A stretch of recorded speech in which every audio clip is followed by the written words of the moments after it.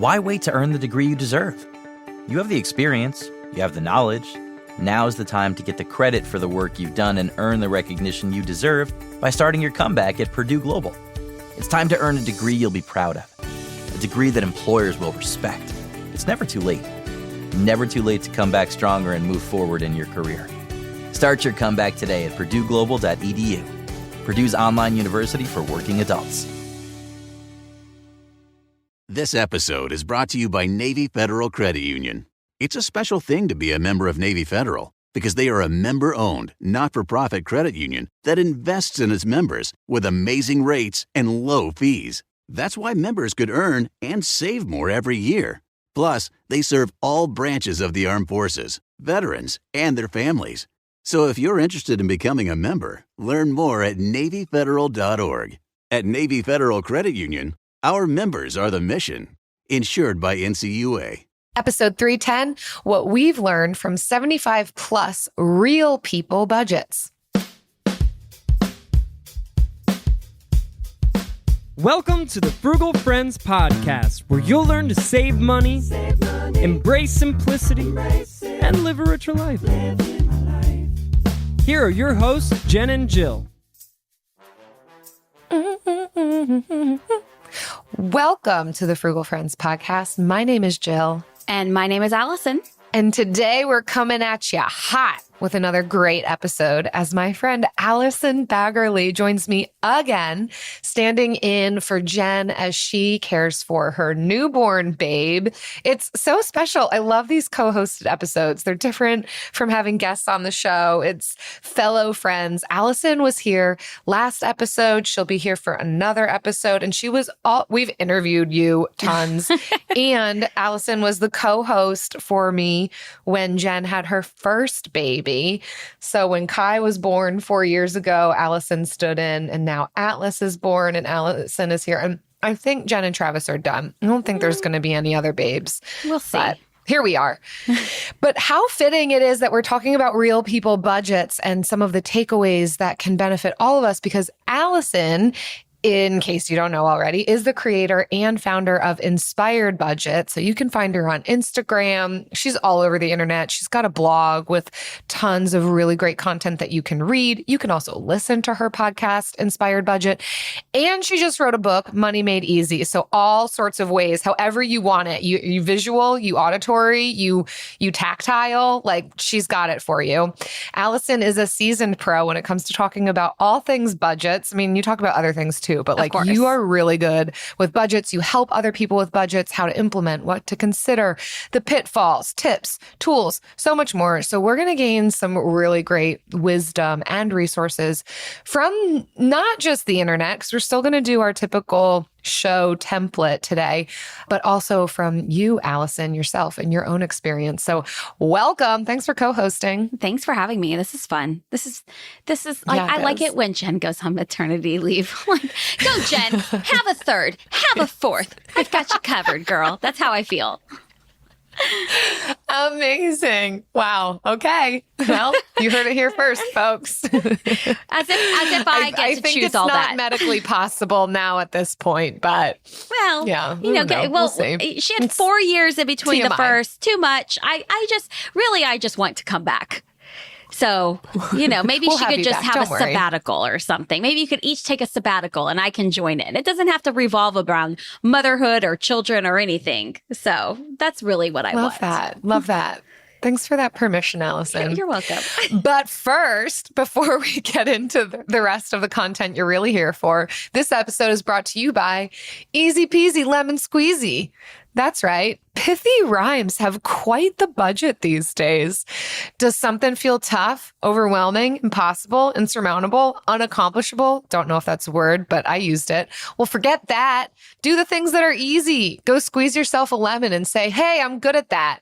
And if you want to feel good at other things, maybe even things that used to feel difficult, like managing your own money, you should buy yourself a copy of Allison's book, Money Made Easy, because we love the easy stuff, especially when it used to be hard stuff. And now it's easy peasy lemon squeezy. So yeah, Money Made Easy. Just buy it anywhere, Amazon, whatever. You want to say more about that, Allison? Where can people buy it? You can buy it on Amazon, Barnes & Noble. Call your library. Reach out to your library. Ask them to get it so you don't have to buy it. You can just send them the title and the author, Allison Baggerly, and be like, I need you to buy 5 copies of this book, and then get it there, and then tell all your friends about it, and don't even buy it yourself. Have someone else buy it for you and borrow it. I love that. Thanks for your just jumping in with some Frugal Friends tips here. Yes. And I will say, do that for any book you want, not just my book. Do it for my book, but do it for other books too. That's a great tip. Great tip. If you are interested in this topic of budgets and this episode just isn't enough for you, you really want more content, queue up episode 236, Why You Need a Budget with Jesse Meekum. It's a really good one. That's the YNAB founder, for those of you who love that app, but also really great tips that are given in that interview. We've also got episode 222, Stop Strict Budgeting and Start Living in the Radical Middle. I feel like this one's almost like Jen and I's love letter to our podcast listeners. Like, it really does encompass a lot of our motto around managing money, the concept of the radical middle. So that's a great one too. Cue that one up. But first, stick with us. Stay here for this one because it's good and it's special. And we love digging into real people's budgets. Now, spoiler alert, we're not digging into people's budgets. We're talking about what we've learned from looking at all these different budgets and kind of weaving that through these articles. So the first one that we're going to talk about is titled How to Stick to a Budget, 6 Ways to Stay on Track. And this one comes from Inspired Budget, which is written by Allison Baggerly. Here she is, folks. We've even got the author with us as a co-host of the Frugal Friends podcast. How amazing. So we're going to go through all 6 here. But first, what do you want to say about this? Would you describe this article as almost the summary for you of looking at real people budgets? Because that's a part of what you do, right? Yes. You've helped people through their own budgets. Yes. So actually, I started something. This was back in 2017 or 2018, maybe 2018. And I was on Instagram talking about budgeting, and people were asking me all these questions like, well, how does it physically look? How do I physically do it? And I was like, I want to share my budget. And my husband, who is a very private person, was like, no, veto. And of course, I have to respect some of those things. I wrote a whole book about our life, so I guess I won't share that part. But I was like, okay, well then let me just ask my followers to send their budget in. So it started off just very send me an email with your numbers. And I started every week sharing real people budget. So it's probably more than 75, but I would say every single week on Instagram or TikTok, I will share a budget, someone's budget. Now, I look at the holistic picture. I'm looking at their monthly spending as a whole, and it is fascinating because I love that I'm looking at other people's because it's not my numbers. We have high income, low income, people in the middle, single moms, parents, families, people who have lost a spouse to, all these things are on disability income. It has been incredible to see how people budget their money. And let me tell you, I don't know if you know this, but people on social media, they're a little harsh. And they go in those comments and they let it be known what they think the person that's sharing the budget, because it's all anonymous, is either right or wrong about. And I'm like, you guys got to have a little bit more grace.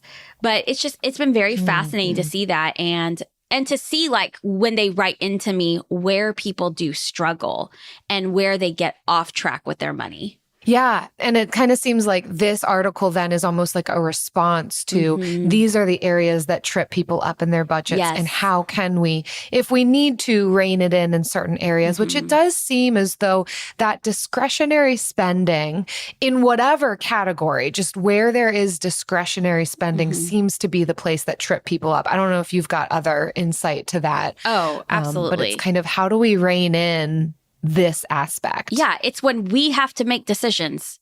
Think about it. It's when we have to have control and make decisions. I've never known anyone that has overspent on rent or their mortgage unintentionally, or someone that's let me go ahead and send extra money to my electricity company. No, it's when we have to make those decisions and be the take ownership over those decisions and our money, and we mess everything up. Not because we have bad intentions, but because there's so many things pulling at our attention. People, companies, family, unexpected events happen, and that's just it. There's life happens, and we can't always predict what's going to take place.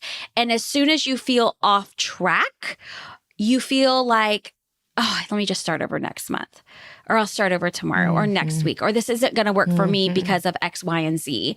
And honestly, it's not every month is ever going to be perfect. I've never had a month that goes directly as planned, but I can get back on track just because I get off track. And so that's really what this article is about, is how to rein in that discretionary spending, how to be mindful about your spending, and tips and tricks and ways to do that are actionable. Because it's one thing just to say, be better with it. It's another thing to give actual things you can do. Yeah, I would agree with some of the things that you've described stand out to you from people who have given you their real budgets. Similarly, people who are listeners of the Frugal Friends podcast will share in a variety of ways where they experience barriers. And yes, it usually is with this discretionary spending. So I think this article is really helpful in giving some takeaways because it addresses that aspect of our budgets. And so the first tip, and of course, not all of these tips are going to be applicable to every single person. We're just going to go through all 6 and you identify what's going to be helpful for you and just start with one of these. Yes. But the first one is to stay out of the stores. So if this is an area where you're finding, oh yeah, it's every time I go into Target, or it's every time I'm going to Marshall's, TJ Maxx, Ross, wherever, department stores, just wherever. The grocery store, Whole Foods. That's so true. Right? Going into the grocery store. That's so true. Because if you go to where ordering your groceries online. That helps. Or just committing to only going once a week. Because I find that if I make multiple trips to the grocery store, I'm going to buy random things that I might have in my freezer, or I buy just because I'm in there. So even places like the grocery store, just stay out of it, order online, commit to only going once a week. And if you forget an item, go without it. Make do without it. Yeah. It's amazing how often you really can go without an ingredient. The internet is chock full of substitutes, or you can get creative in your culinary experiences by trying to figure out, oh, what could I do without this then? So yeah, just stay out of the store, stay out of the places that you're seeing provide you those just upfront temptations to be spending more than what you want to be spending. Exactly. Again, this is not going to be deprivation for the sake of deprivation. It's because you've already done the other work of identifying, what do I want to do with my money? And what are the things that trip me up? Is it the discretionary spending as it relates to shopping? Then how do we put these barricades in place that are going to help us to stick to those goals? This includes, too, your online spending. So this could be like that loophole, like, oh, I don't go into the stores. Okay, but are you scrolling every night on Amazon as a way to kind of lull yourself to sleep? If you're on Amazon, you're in their store. If you go online, that's the way I see it. If you go online to a shop's website, you are in their store. So create boundaries. Create a boundary around intentionally what you want to do. And just because, and I always remind myself this, I always tell myself, okay, Target will always be there. Cause I had to do a whole Target detox. I love spending money, and I had to remind myself, Target will be there. They're not going away. Amazon isn't going away. Yeah. The grocery store isn't going to shut down. So there will be time to come back and get that thing or add that item to your list for next time. Yes. Well said. So tip number 2 in this article is to check your calendar before you make a budget. I have been guilty of totally forgetting, especially as my kids get older and they're invited to birthday parties, forgetting to include just smaller things that become just annoying to have to include after I've already written my budget. So I will even check my calendar. Jill, this might sound a little crazy, but when I'm making my budget, I do my best to estimate how much our family will spend in gas. And my husband is a lot better at this than I am because I don't drive very far. I work from home, and I drop off and pick up my kids from school, and sometimes I walk there. It's less than a mile away. Yeah. And we will literally look at our calendar and say, like, okay, are we going out of town any of these weekends? Okay, well, how many tanks of gas is it going to take us to get to this state park in Texas where we're camping? Oh, it's going to take us one tank to get there and back, and that's going to cost us $60.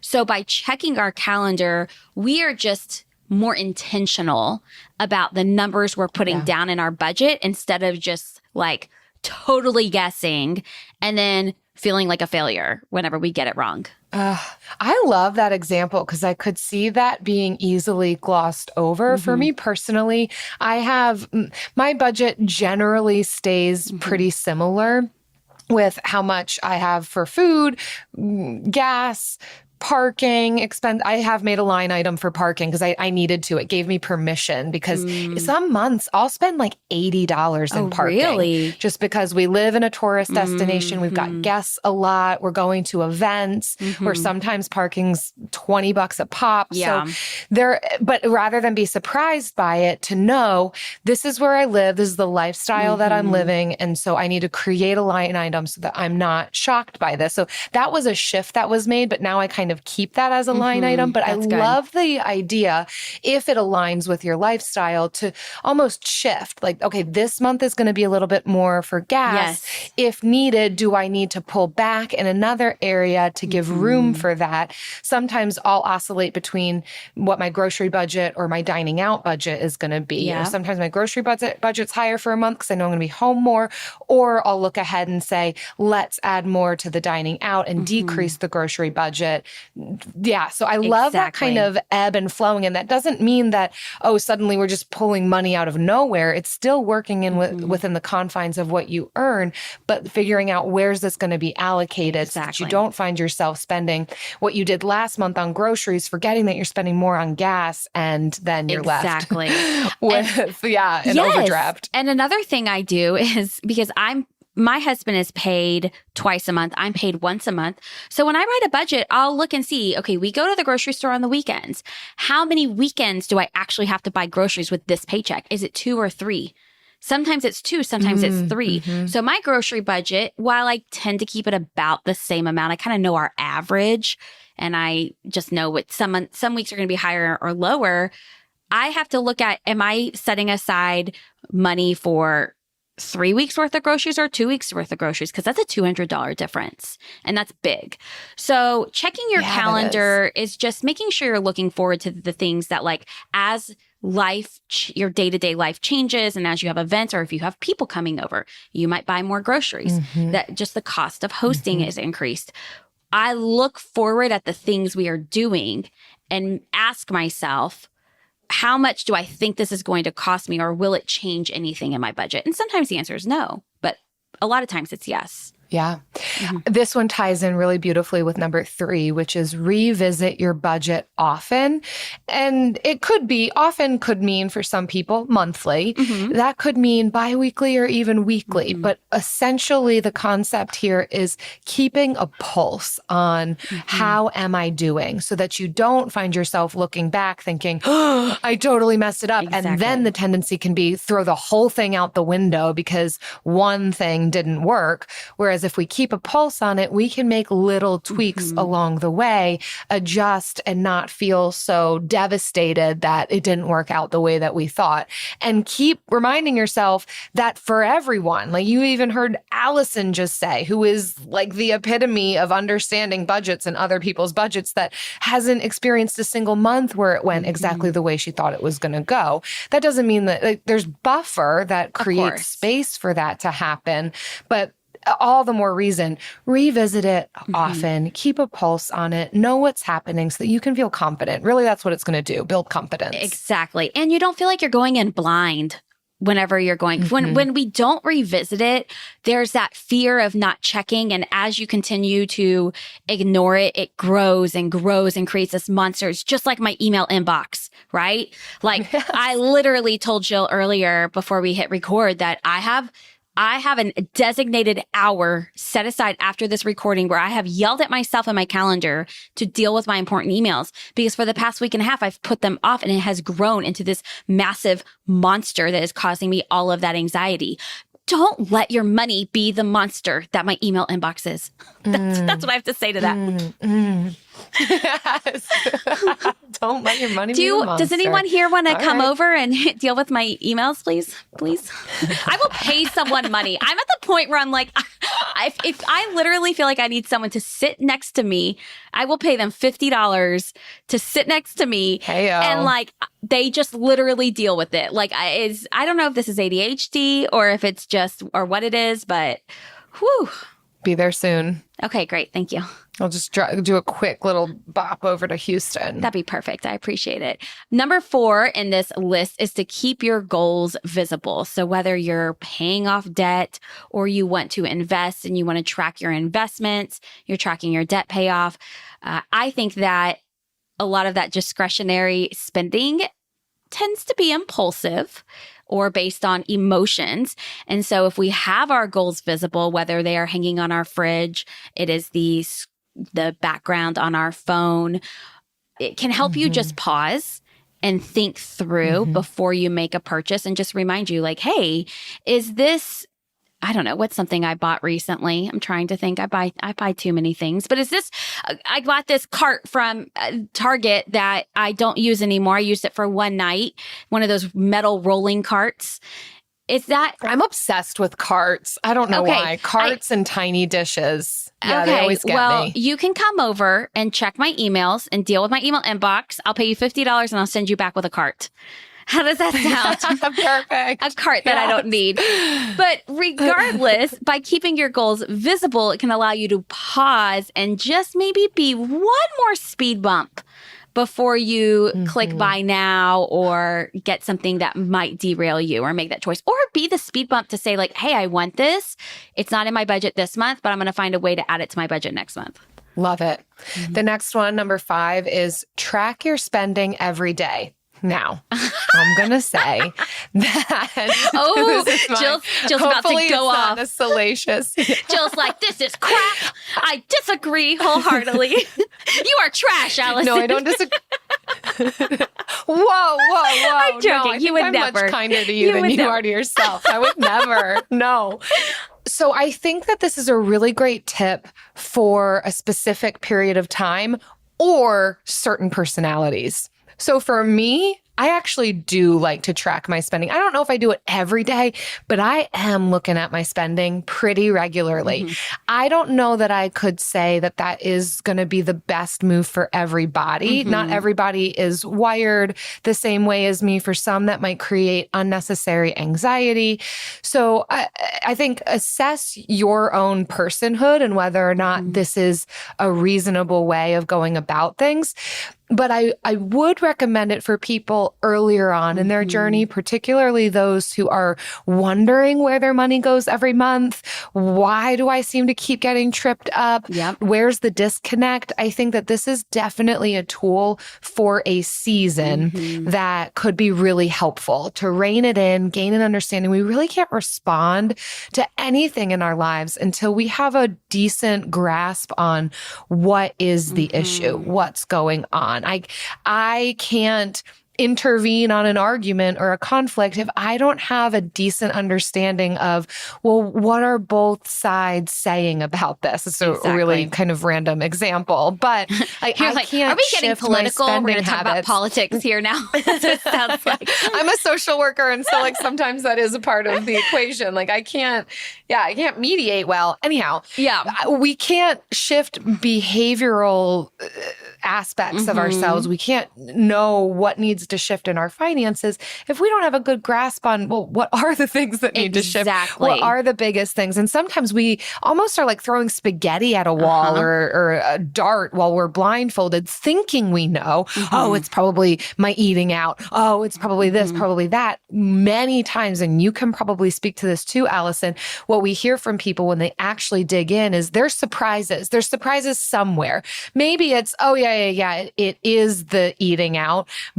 And maybe it's more than you thought it was, or maybe it's less than you thought it was. So there's some sort of knowledge that can be gleaned from doing this. So yes, I agree with it to a point to be tracking your spending every day. And I would say that tracking your spending, all it is you looking at the facts and finding patterns in it. And that's like, I don't know, I've been reading this book on anxiety with one of my children who is struggling with anxiety. And it's like, when you have a thought, and this is how they teach it to children, when you have a thought, you have to act like a lawyer and defend that thought. So when you don't know where your money is going, when you feel like you're constantly getting off track, when you start uttering the words like, oh, this doesn't work for me because, or I don't know why I make decent money, but I feel like there's nothing ever left, or why am I still stressed about this, or I make too much money to feel this way, well, then you need to be a lawyer. And a lawyer digs into the details and they look at the facts. So we have to look at the facts and the patterns of our spending. And we do that by tracking our spending. And so that allows us to make decisions based on facts, not decisions based on emotions. Because even though it's all our spending, we think we know it to a T, but we don't, because we're sometimes blind to it. So yeah, that's helpful. Be a lawyer in your own money, track your spending and then look for the patterns and make decisions based on those patterns, not based on what you think you do, how you think you act with money, but based on what your past has told you, the facts. And then charge yourself $300 per 20 minutes, just there you like go. lawyers. Absolutely, which will cost you $0 because you'll pay it back. So it'll all even out. Okay, and then the last one, which I think is one of my personal favorites, not everybody has to do this, is to find yourself a budget buddy. I think that there is so much power and joy and accountability. It doesn't even have to be someone you physically know in person.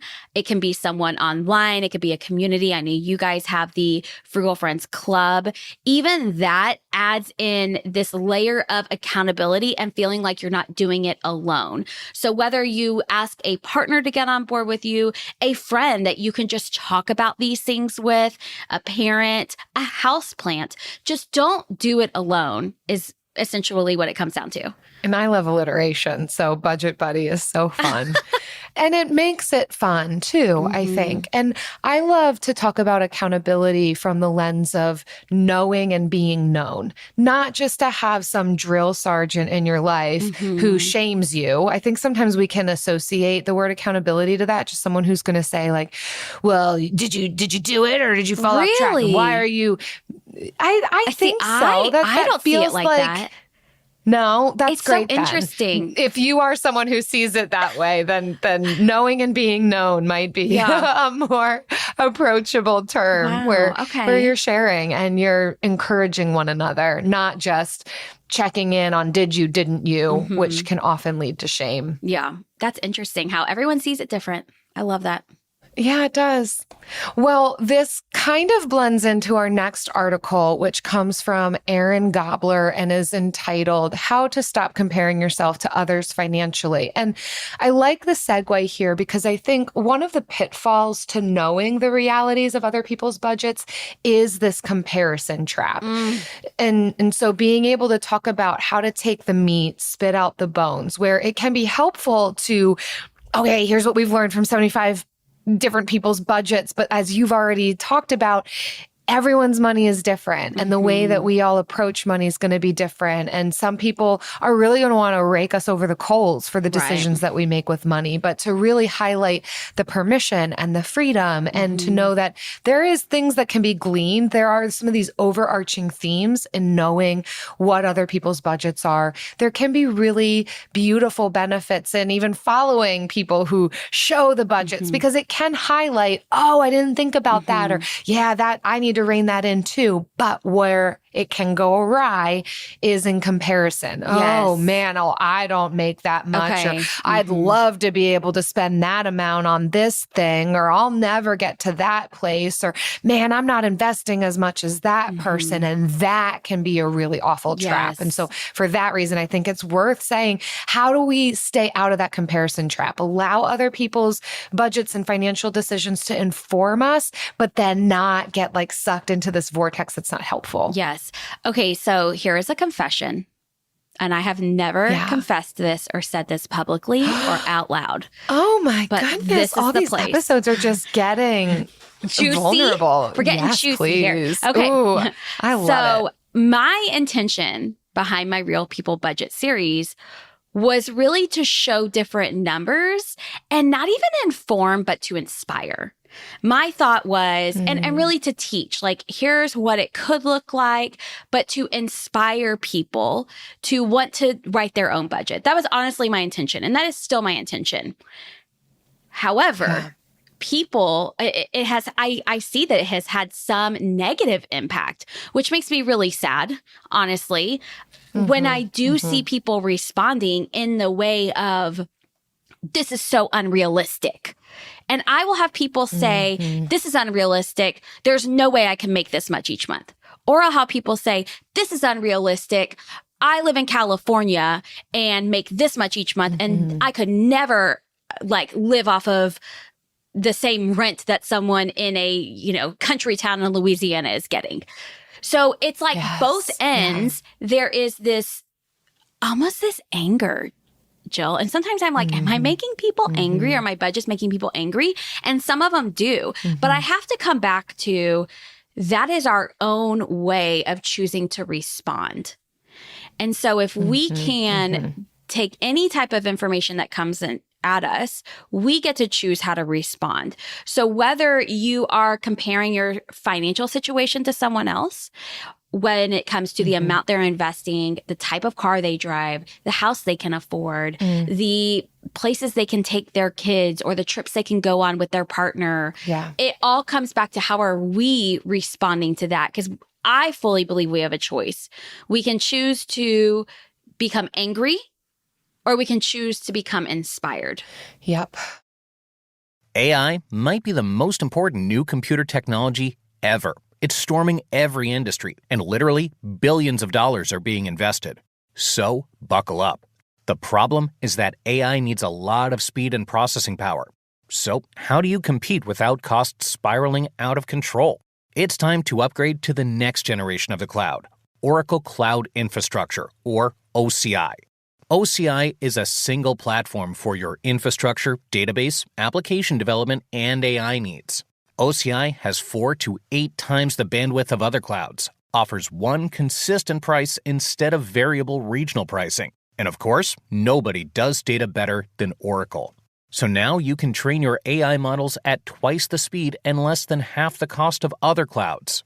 If you want to do more and spend less, like Uber, 8x8, and Databricks Mosaic, take a free test drive of OCI at oracle.com/strategic. That's oracle.com/strategic. Oracle.com/strategic. We know New Year's resolutions often don't stick. In fact, on average, they last around 30 days. So if saving money is on your 2024 resolution list, here's a foolproof way to stick to yours. Switch your phone provider to Mint Mobile. For a limited time, wireless plans from Mint Mobile are $15 a month when you purchase a 3-month plan. That's unlimited talk, text, and data for $15 a month. For those of you paying close to $40 a month for just one phone line, this means a savings of $300 over the course of the year. We especially like Mint because all plans come with unlimited talk and text and high-speed data delivered on the nation's largest 5G network. To get this new customer offer and your new 3-month unlimited wireless plan for just $15 a month,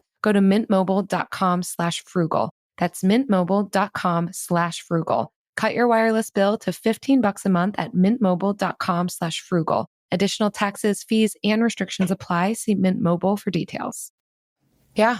And we can choose what we are allowing to inform us. And Yes. the meaning we're attaching to that thing. Because I'm talking about personal finance influencers online, but it's not just that. It's it's the people in our own lives as we just see these nuggets of what they are affording or doing with their lives. And maybe they're not affording it, which is one of the reasons why we're going to talk about not falling into this comparison trap. So let's go through at first. So the article's kind of broken into 2 pieces. First, why you need to stop comparing yourself. yourself. And I think that this is helpful to kind of build the foundation of, okay, but why are we focusing on this? And then how? So we're going to first start on why. And the first one that they list on here is because you're only seeing the highlight reel.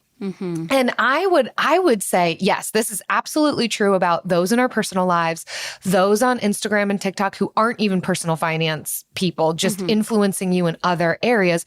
We are only seeing, for the most part, the best of the best. Even the situations where we get to dig into other people's budgets, I still feel as though it misses a good amount, right? It still is only the budget picture of that person. It is not their physical life, their emotional life, their mental life, their, you name it, their relational life. It still is only a fraction that we're seeing there. And I think sometimes, I'm not saying this about your budget reviews, but sometimes I see budget reviews online where I'm like, well, where's the internet bill? Where's the phone bill? Where's the, like, it still feels like sometimes there are things lacking there that we're not seeing. And that's the reason why we can't take that and make it work for us. And so just reminding ourselves for that reason, like, we're not seeing the full picture. Even if you're seeing the full budget, you're still not seeing the full picture. And so it just might not be super beneficial. Again, where it goes off the rails. It can be beneficial in highlighting things for you, whatever meaning you choose to attach to it, but still recognizing it can be a trap because we may be only seeing the best of the best. Yes. If you find yourself like looking at someone else's finances, as people share it more online these days, if it starts making you feel icky, if it starts making you feel bad about yourself, that is your red flag to come back to this episode and listen to it again and do the work on it, right? Because we can't force that person to stop, but we can think about why does it feel that way and what are some things you can do moving forward so that way you don't feel icky and gross after doing that. Another reason why it's important for us to stop comparing our finances to other people's is because, and I fully believe this, it can slow down your progress. It can cause you to like doubt, question things. It could even make you say like, oh my gosh, this person, their goal is to pay off their car, but I wasn't paying off my car. I was investing because my car it doesn't have a high interest rate. So maybe I should pay off my car. And when we go back and forth, it can slow down our own progress with our money. Yes. Oh, it's so true because you don't know the reasons behind the decisions that they're making. And that might not be the best decision for you. Yes. They also list here that comparison can lead to more spending. Oh, yes. And they reference a survey from 2019 that found that 48% of millennials had spent money they didn't have and even gone into debt to keep up with their friends.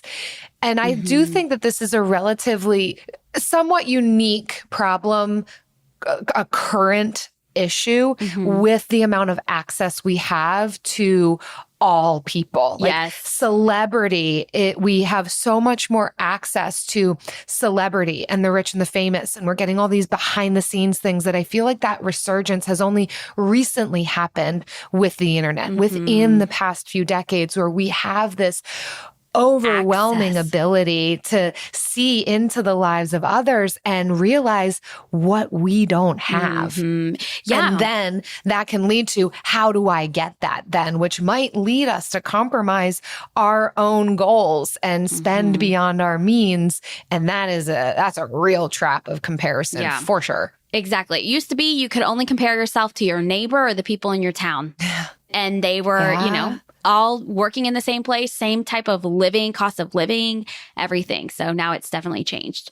And the last one I think might be my favorite.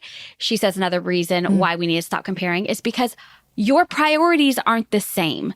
And I have seen this in my own family with my children.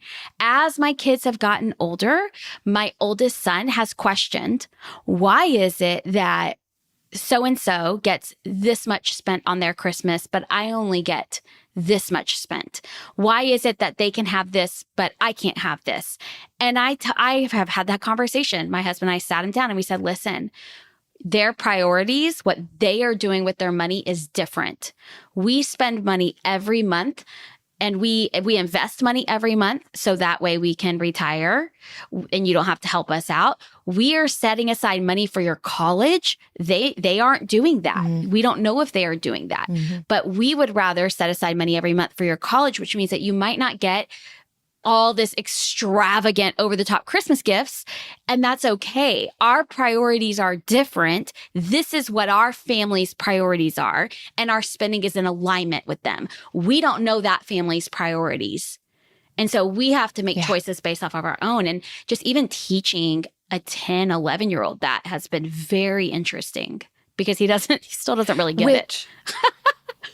Which starts at a deeper level of even knowing what your priorities are. And I think sometimes that's what can trip people up is if we've not done that previous work of identifying what do I value, where are my priorities, then we will get pulled in all these different directions. Oh, what are they doing? Okay, that's probably what I should do without any thought given to, is that actually smart for me? Is that where my priorities lie? So, and that actually is bleeding into the how to stop comparing ourselves, where they talk about putting your own goals front and center. Goals, values, priorities. We can use these similar terms all within the same pool of each other. And this is going to require some of that beginning foundational work of what are my goals? What do I want to see in my life, both in the short term, medium term, long term? And how can I keep those things at the forefront? You and I, Allison, talked in episode 309 about your book where you start off with talking about catalysts. What is your motivator? What is the thing that you can keep front and center that's going to be stronger than the daily frustrations that you face? That's going to be stronger than the comparison trap. What are those things? And it can be really good to actually write these things down, to give yourself some time to engage in what are my goals. And if you've already done that work because you listen to 309, then great. You can kind of like move on to step 2. But this is really where we talk about values. What do you value? Put those things front and center so that you've got a little bit more Teflon. Is that not Teflon? Chainmail around you. Like you've got more protection. I'm probably using a really weird illustration. Like forward this like the knights in shining armor. I'm thinking, you said chainmail. I'm thinking forward this email to 39 people or else you will have a curse placed upon you. Like that kind of thing. Isn't that what they call it? Isn't it chainmail that like you put on as like armor, like protective armor? I don't know. Steel armor. Like way back in like the 1400s? I don't know. Whatever. Okay. I'm losing you. What I'm saying is these things are protections in that comparison trap. Once you've done this work, it's not as if you're not going to encounter other people who you might get these tinges of jealousy or should I be doing that? You can quickly be at ease because you can remember, well, no, because of this, because these are my values, these are my priorities, these are the things I've identified and I'm working on. Yes. If you don't identify your own priorities, goals, and values, then everyone else will try to identify them for you. And you'll be trying to work towards everything. Don't do it. It's not worth it. You don't have enough time, money, energy, or mental space to do all of it. So figure out what you want and what matters the most to you. The second thing is to change the way you think about money, which really goes into having a better mindset around money. I know that I entered the adult world, I will say, with not a great mindset around money. And honestly, a lot of anger around money and the way I saw money. And so in this article, she talks about how to change your mindset and the way you think about money and how, like, if you're paying off debt, instead of thinking about it in this like, super negative way, being able to say like, okay, even though I did go into college debt and I have these out of control student loans, think about, okay, well, even though that sucks and I don't like it, what has that debt allowed me to do? Like, what has that opened the doors for me? And even like, I would say credit card debt, there's so much shame and guilt surrounding credit card debt. And you might be sitting here thinking like, well, Allison, how do I change my mindset about my credit card debt? I'm so angry that I did. And the way I see it is saying like, okay, you change your mindset by saying this was in the past and I did the best I could with what I knew at the time. And just because I made that choice in the past doesn't mean that it identifies or tells me who I am now or in the future. So changing your mindset around it can honestly just help you not compare your personal finance situation and where you found yourself to other people, because you know that where you are now doesn't necessarily mean where you're going to end up. Yeah. Yeah. Really just creating freedom and permission and kindness to yourself for the decisions your previous self made. It's going to go better for us in future financial decisions that we make if we can remove that shame that's attached to, but I have all this debt, or for vacation or for student loans or whatever. And then from there, and this is related to mindset as well, practicing gratitude for what you have. I think that this is one of the best, most tangible tips when we find ourselves comparing on anything, whether it's experiences or money or what people get to have, when we can look at, well, what can I be grateful for? I think that this is really what leads us into a mindset and lifestyle of contentment, which that can follow us throughout a lifetime and make significant dents in our financial approach and what we experience within our finances. Not necessarily as a means to an end, like, I'm going to be grateful so I can be rich, but just gratitude for the sake of contentment and training and practicing that I don't need to get caught up in just this jealousy or striving or shame for the things that I don't have, but rather practicing gratitude for what I do have. And I love that that's something we can do regularly. It's an action item. That can be something that we do each morning or afternoon or evening to think about, what am I grateful for? And even, what did the mistakes that I feel I've made with finances allow me to do? Okay, I may not love the fact that I took out a ton of student loans, but that granted me an education that I now am working in that field, and I'm able to have a more easier time getting hired because of that education that I got. Or I got to meet this person at the university that I went to, or I got to have a really just fun 4 years, however you want to look at it. But practicing that gratitude, which can lead to contentment, can really help us get out of the comparison trap across the board. And I will say one more thing added on to gratitude. I really think it's a skill that needs to be practiced, especially if it doesn't come easily to you or you didn't see it modeled for you. It has to be something that you intentionally do until it becomes part of who you are. And that's okay. It's okay if you have to like set a timer on your phone every day. An alarm goes off at this time. That's like, write down 3 things or think about 3 things or tell one person 3 things that you're grateful for. That's okay. It does not always going to be that way, but we have to practice that skill for it to become part of who we are. And then the last one, which I love personally, is to reduce time on social media. And basically, I know, you guessed it, social media is the root of all evil. No, I'm kidding. It's not really. But as someone who uses social media to help my business grow, it can take a stronghold over our life. And when we find ourselves just continuing to scroll on whatever platform is current and hopping at the time, doesn't matter. It applies to all of them. It can lead us to start comparing, because we have such easy access, like we talked about earlier, to so many people's lives. And we can use that to highlight what we don't have. And when we are using social media to highlight what we don't have, that's when we need to say, okay, I need to create some boundaries around my social media use, because it's not good for my own emotions and my own mental health right now. Yeah.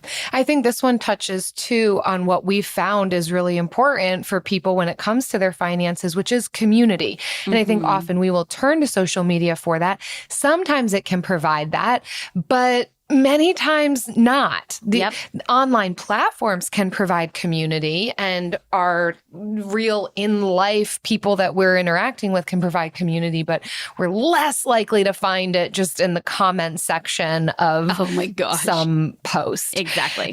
So I think that identifying, okay, what is it that I'm looking for when I'm going on social media? And can I find a more beneficial version of that for myself that's related to community and belonging and knowing and being known and feeling seen and supporting others and encouraging others, that helps me to get out of the comparison trap. Find that, engage in that, invest in that more with your time and energy. Exactly. And I think, this all kind of ties into what we learn from people who talk about their money barriers. It's both like the discretionary spending and real tangible tools on how to rein that in, but it's also when it comes to real people money, all of us real people find ourselves in comparison traps. So I think these two kind of go hand in hand, where it's talking about what can we actually do? What are the action points? And what are the mindset shifts that we need to be implementing, and some of the work on our personhood that needs to happen in order to learn from those around us, those who have gone before us, those who are currently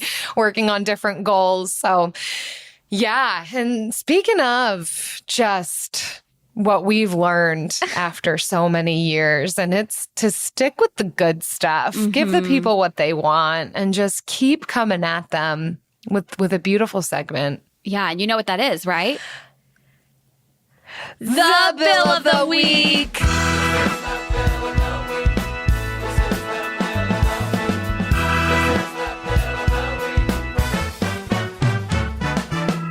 That's right. It's time for the best minute of your entire week. Maybe a baby was born and his name is William. Maybe you paid off your mortgage. Maybe your car died and you're happy to not have to pay that bill anymore. Duck bills, Buffalo Bills, Bill Clinton. This is the Bill of the Week. Hi, Jen and Jill. This is Elizabeth from Nashville. As an avoidant kind of person, my favorite kind of bill is the kind that you don't open. Well, for some reason, I decided to check my mail today, and I got a wild hair and decided to open a statement from my mortgage lender.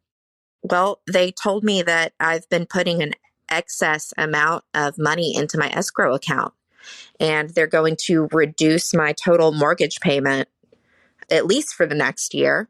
So I'm going to have about $50 extra per month. So sometimes opening your mail and looking at your bills can be a good thing. Amazing. Elizabeth from Nashville, opening your mail and finding bills reduced. How beautiful. And not even once, would be, but every month. Yeah. That's $600. Right? Like, that's amazing. Oh, look at you with your quick math. Oh, well, thanks. Wow. That's half of I'd $1,200. love to know, Elizabeth, what you're going to choose to do with that extra $50. If it were me, would put that towards my principal on my mortgage. That's what I would do. That's what I would do too. Me. If you choose to buy chocolate with it, I'm also here for you, Elizabeth. I love that. I love that idea. I mean, I guess $50 a month for chocolate is a lot. That's a lot of chocolate. Yeah, what about $10 for chocolate, $40 for the principal? That sounds good. Yeah. Yeah, let us know, Elizabeth, what you choose to do. If you all are out there listening and you're opening your mail and you're finding bills in there, bills reduced, bills you owe, but you don't mind paying them, or your mailman's name is Bill, your mail person's name is Bill, I'd love that. Oh, I'm just daydreaming about that. Visit frugalfriendspodcast.com/bill. Leave us your bill. You know we're here for it. We all agree that reducing carbon emissions is a good thing. And once again, Toyota is leading the way. We hear a lot about fully electric vehicles, and Toyota has them, with more on the way. But we also know a BEV is not for everyone, whether it's because of cost, range, or concerns about finding a charging station when you need it. Plus, the raw materials used to manufacture batteries are limited. Enter Beyond Zero, Toyota's vision for a carbon neutral future, in vehicles and manufacturing plants too, in the years ahead. The materials used to make just one long-range battery for an EV could be used to make batteries for 6 plug-in hybrids or 90 gas-electric hybrids. That's why Toyota's position today is electrified, diversified, empowering you to choose how to reduce your own carbon footprint with the vehicle that's right for you, a hybrid, plug-in hybrid, or battery EV. So shop, learn more, and get details at toyota.com/beyond zero. Toyota, let's go places. It's never too late. Never too late to earn a degree. Never too late for a comeback. Between your busy career and taking care of a family, it can feel like there's never a good time to go back to school. But your time is now. Time to start your comeback with Purdue Global. As Purdue's online university for working adults, Purdue Global is dedicated to supporting adults like you who know it's time to earn the recognition you deserve. You have the experience, you have the knowledge, it's time to get credit for the work you've done. You can balance work, family, and everything in between while earning your degree. It's time to move forward in your career, for your family and for yourself, with a degree you're proud of, a degree that employers will recognize and respect. You're worth this investment in yourself to earn a degree you deserve. It's never too late. Never too late to go back to school and come back stronger with an education you can trust. Now is the time for your comeback. Start yours today at purdueglobal.edu. And now it's time for the lightning round. That's it. I was like, what do I say Wait, now? Did you feel more prepared for it this time? I did. It wasn't so aggressive.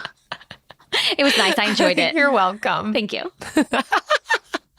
All right. So this question again comes from our amazing podcast manager, Goldie, who asks, how do you reduce instances of comparing your financial situation to others? I love the wording of this. Reduce instances, not get rid of it altogether, because I think it's a reality of being human. Like we see what other people have. We're like, oh, I want. That's cool. Yep. How do I have that? It's just like how marketing and sales is built on always and forever. So there's something to that. But how do we reduce instances? Okay. Allison, what you got for us? Mine is something that actually I had to go through therapy to figure this out. So this is actually something that I have talked about in therapy. And it is to remind myself that I'm not seeing the entire picture of someone's life. And also, I don't really want to see the entire picture of someone's life. That's too much information. But I'm only seeing what they want me to see versus what's happening behind the scenes. So I fully understand that everyone's financial situation is not just about money. It's not. It is about their choices that they're making when it comes to their hobbies, their activities, where they live, their family, everything like that. It's so nuanced that I have to remember that there's no way I can see everything. And so just because their financial situation might look better or something that I want, I might not actually want that. And particularly, I went to therapy once and it was about comparing myself to another person and their business. And I was like, they're making I was comparing my business income and my growth to theirs. And she said, but you don't know how many hours a week that person is working. And one of the things you told me was that you don't want to work more than 30 hours a week or 25 hours a week.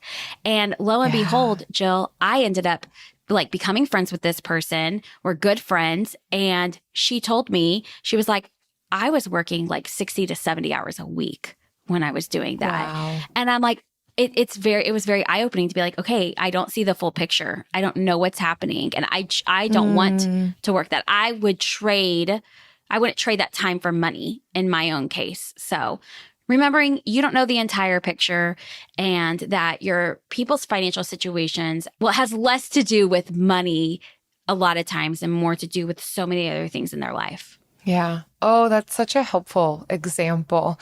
It's occurring to me that this is a difficult tension because the complete opposite of comparing ourselves too much to people, that we get caught in that vortex. The opposite of that, I would imagine, is thinking just like so highly of ourselves and look how great I am and how much better my decisions are and my circumstances are. Like if there was two extremes, I think those are the opposite ends of each other. And so finding yourself somewhere in the middle, or maybe holding the tension, like allowing one person to inform, or multiple people, of, okay, what can I glean from their life circumstances, while not going so far to the other end of, well, my situation is just superior and I make all the best decisions. And sometimes personality can play into that. But so for me, it's helpful to remind myself of my own story and the progress that I've made in the last 1, 2, 5 years. I think what can happen for me is similar, honestly, to what you're describing, but I'll see other people, and especially when it comes to personal finance, I mean, that's a world I am more and more steeped in as a result of this podcast and hearing. I can think, oh, I feel really good about the decisions that we've made and the growth that I've seen. And then I can hear someone else who's like doing all of these things and they are like 10 steps ahead of me. And that can inform goals. It can open this door to, oh, that might be the next step that's available for me, but yet not becoming so down on myself that I'm not there right now, that it's okay to be where I am now. It's okay to then have goals, but there's not going to be that snap of the fingers to be where someone else is 10 steps ahead of me. And then to remember, oh, but I've already made progress. Like, 5 years ago, and I've talked about this on the podcast, Eric and I were making significantly less money than we are now. So while maybe we're at this point where we are very similar in our earning to someone else that I might be looking up to, I still might not be able to make the same investing decisions that they can, because I'm still recovering from, if I can say it that way. Sometimes it feels that financial way. Trauma. From like low income. Like there are still some things that I am getting in order as a result of, maybe this tier of income that I'm in, that it's still not available to me to make the same decisions that someone else is making. So I think it's that tension. And I think having this conversation makes me realize it's not so simple as just stop comparing yourself, because there's benefit. Allow it to inform you about what the decisions that you want to make, but then also move yourself to gratitude, contentment, reminders of the decisions you've made for yourself and how you can inform yourself in beneficial ways, but stay away from the shame. Yes, it's definitely a delicate dance and one that changes over time. So I'm glad we're talking about it. It's important. So thank you so much for listening. Many of you know that Frugal Friends has a membership for their listeners who are paying off debt. And it's so awesome because they do monthly money challenges and offer accountability groups, which so many of the members love. And we want to congratulate one of our members for a big win. This win comes from Rebecca Parker, and she says, I have been working to save some money so that I can buy 5-pound bags of coffee at my local shop and save about $3 per bag. First off, I love that she's shopping locally and buying in bulk and finding those savings. My husband gave me a gift card to the shop, so I'm going to be able to buy my 2 bags today. I drink half calf, so I get a bag of regular and a bag of decaf. Small differences make bigger long-term wins. I love that. Finding ways to save money by buying things in bulk that you're actually going to use, especially when it comes to caffeine. I'm all about that. And keeping it local. There's, I see so many values coming out of what you've shared in this win, which is really cool, Rebecca. Congrats. Thank you for listening to another of one of my favorite Frugal Friends episodes, because I get to co-host with Jill while Jen is out. If you want to check out the BFF Club membership, where they have all kinds of courses, interviews, challenges, and more, head to frugalfriendspodcast.com/club to check it out. See you next time. Frugal Friends is produced by Eric Siriani.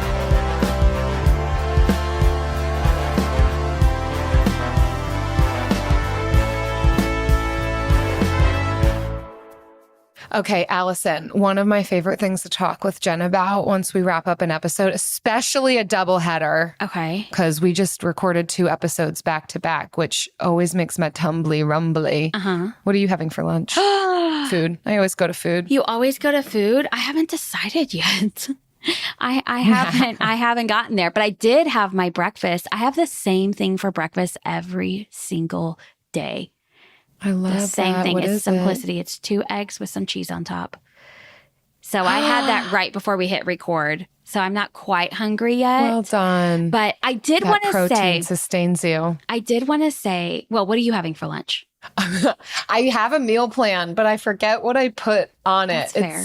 I think it's going to be a sandwich. There you go. Some type of sandwich. Okay, so whenever the woman called in with the bill of the week, Elizabeth, okay, and you know how we said we would put it towards our principal?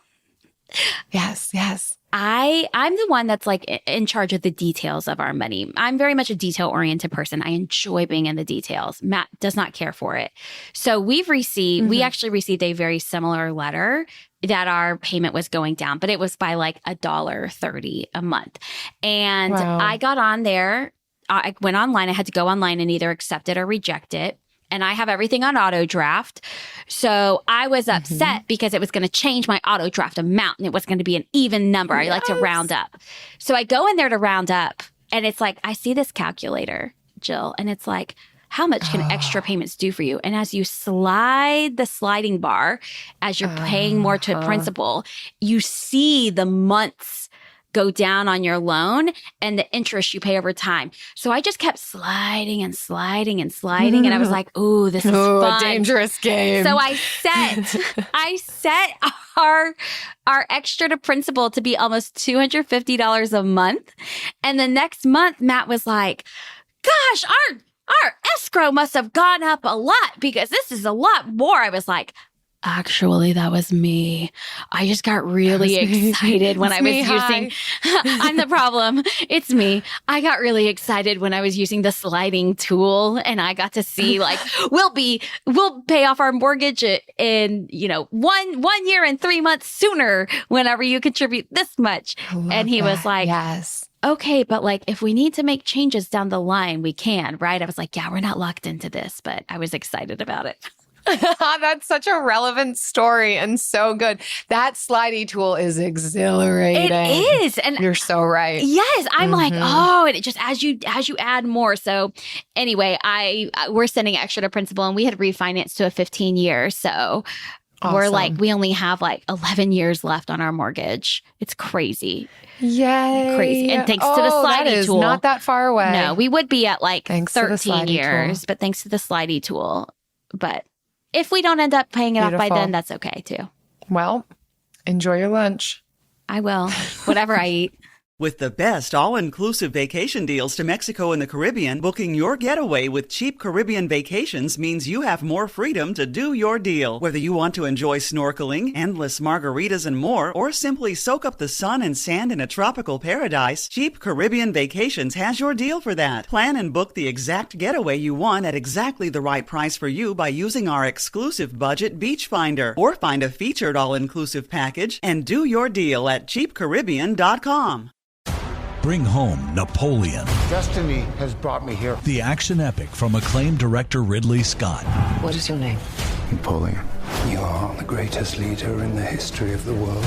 Witness the rise. You are nothing without me. Of the legend. Starring Academy Award winner Joaquin Phoenix and Vanessa Kirby. I'm the first to admit when I make a mistake. I simply never do. Napoleon. Buy or rent on digital now. Rated R.